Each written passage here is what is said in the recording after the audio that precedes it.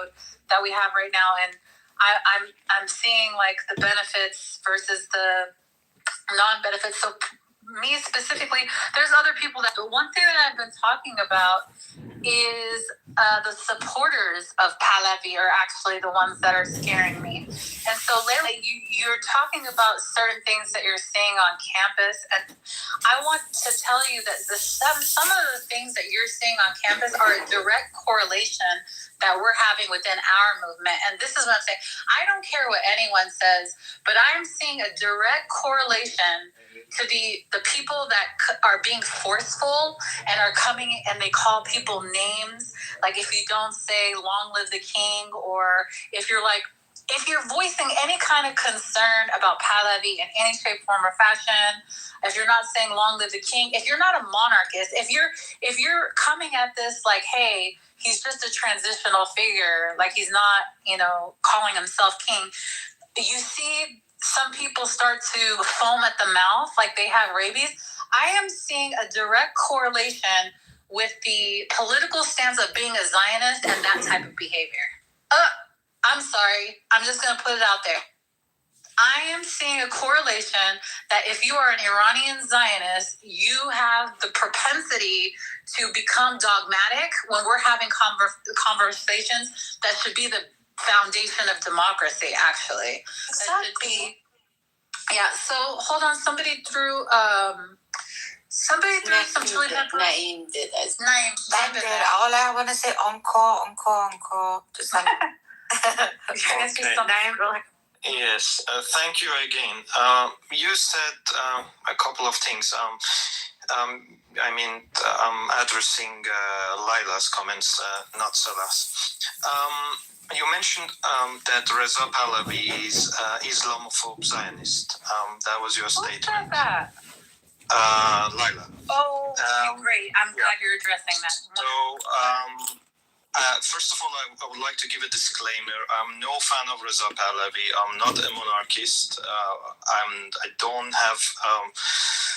I'm not a big fan of the idea of reviving a monarchy in Iran, but at the same time, we have to be correct in what we say. Whether Reza Pahlavi is a Zionist or not, I don't know.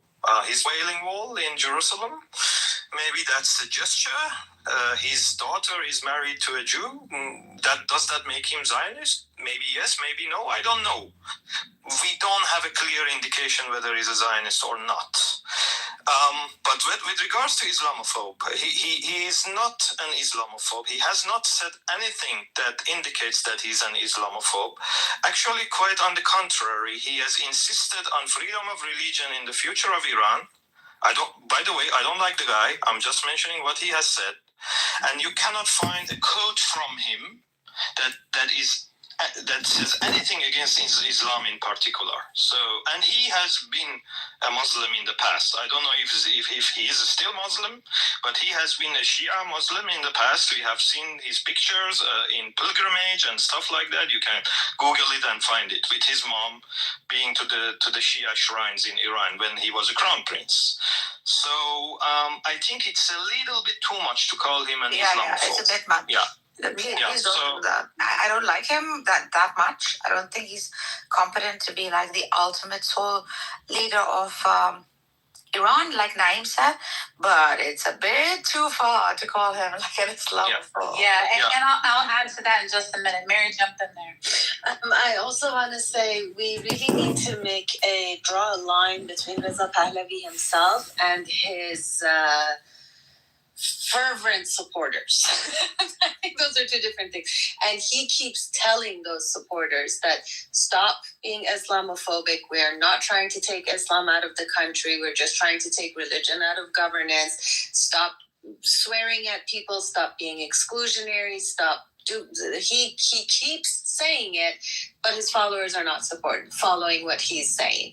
And I think if I have a criticism and therefore a concern about his ability later on to be able to work with people who really disagree with him and wrangling them in when he needs to, it comes from this, that if you can't manage your own supporters and can't get them to stop doing some extremely problematic fascist bordering behavior, then we're going to be in trouble if you're ever in power. So, but he is not an Islamophobe. He definitely has a lot more democratic, open-minded, inclusive ideas in general himself, but some of his followers, I think you understand the word Hezbollah, if I say it, Leila, right? Yeah, of course you understand Hezbollah. So in our diaspora, there's and I'm going to get a lot of shit for this, but we also have what we call Shahullah.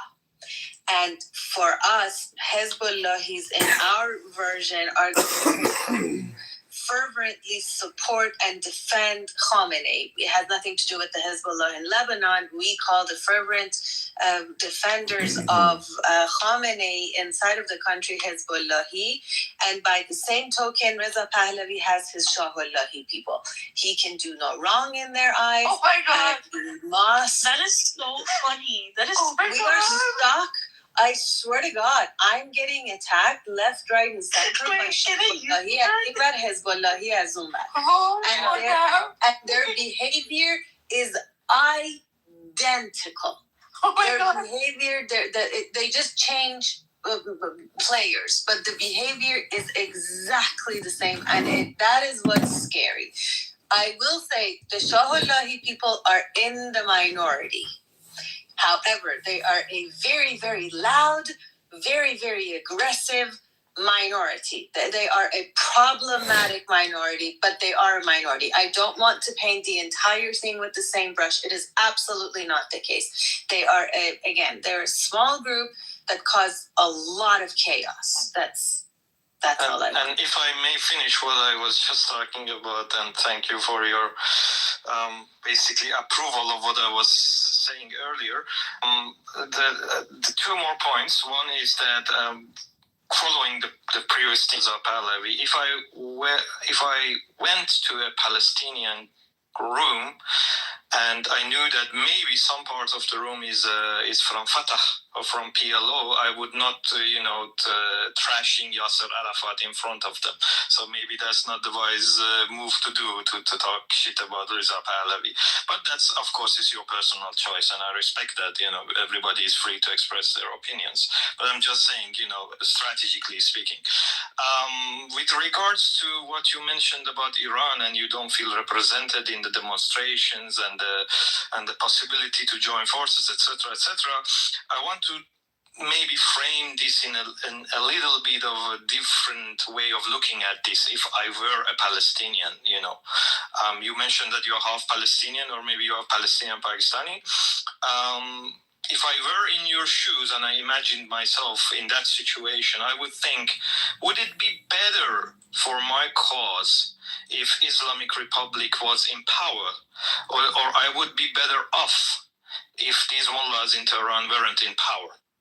So that's probably the equation I would be calculating in my mind. I know that the answer is not easy, it's not straightforward, but I think many Palestinians would probably find it better for themselves and for the Palestinian cause if it wasn't any Iranian interference. Or when I say Iranian interference, I mean the Islamic Republic's interference into the Palestinian cause, because they created a big of a mess there.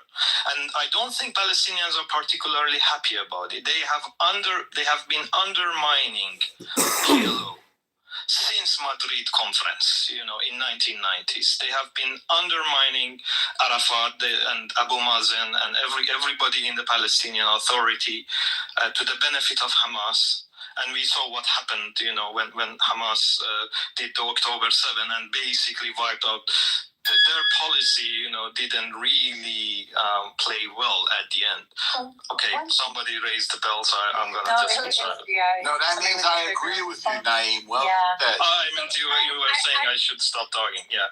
No, I think you say a lot of amazing things. I'm really happy to have you here. However, from the other side, like, let's say, one of the things you said, there's a kind of a propaganda idea that kind of comes behind it. Like, there's the propaganda idea is first, let me see if I need to preface it by saying something else. Okay, I'll just go for it. So the propaganda idea is that the Palestinian resistance, right, is only or merely an octopus or long arm of the IRGC, right? That's the propaganda talking point, that they're just a proxy, and it's not that way. Actually, the Palestinian resistance, they're going to take help for anyone who is going to give it to them. Like, anyone that's going to be there to help them is who they're going to take it from. And it's really important. Yeah, they're utilizing it to their own benefit, and it's a selfish endeavor. And they're just, but that's the same thing that Israel is doing as well. And Salah, one thing, we do that for the Palestinians, and we can draw the same analogy for Iranian opposition. I mean, many in Iranian opposition would think the same way as the Palestinians do. Yeah. We take any support,